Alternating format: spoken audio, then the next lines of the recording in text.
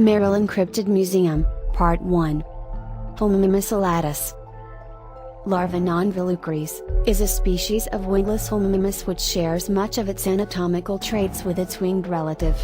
Examples of them are scarce, and mainly resigned to folklore, blamed for missing objects in the houses of 12th century peasants. They were often dubbed borrowers for their kleptomania, although rats and mice were a more obvious culprit.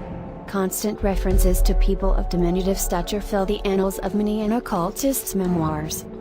Larva non-volucres was in fact not a separate species of fairy, but a caste within the hive, foot soldiers if you will, born wingless with specific tasks to collect food, kill possible threats or seek out new nesting sites. Merrylin witnessed this in the Amazon, around the time he identified various other human mimics that fell under his broad umbrella of Homomius.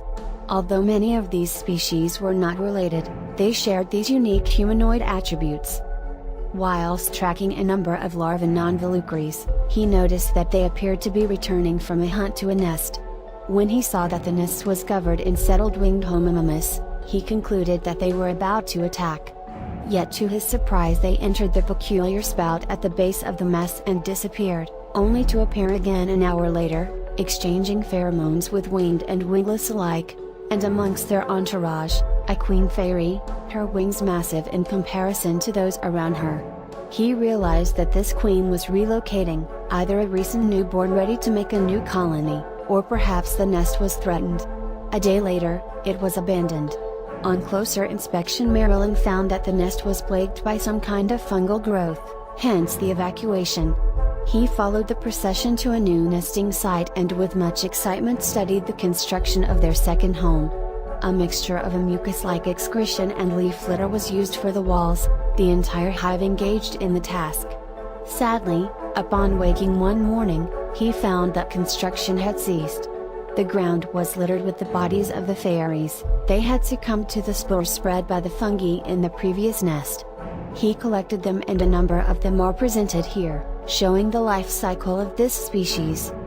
The prospect of caste systems within fairy hives fascinated him and he wished to find examples in his own country. On his return to England, he visited a number of homes which had reported sightings of these borrowers, and although it appeared that the species was no longer present in the British Isles, evidence of their hives remained. In the excavation of an outbuilding at the Rushley estate in Penningbourne, Merrylin found a massive nest built within the cavity wall. At its center, a treasure trove of human objects, thimbles, pens, ribbons and coins. These were piled haphazardly within the chamber of the queen. Like magpies, they appeared attracted to colorful or shiny objects and presented them to their majesty. Although fairy intelligence was like that of a bee or wasp, the bond between the regent and her subjects was very strong.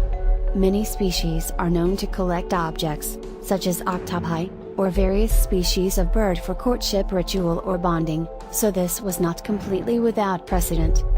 These examples show the pupal stage of fairy development, a newborn, the preserved skeletal remains, 2 examples of wingless Homomius and a very young queen. Thank you for watching this video.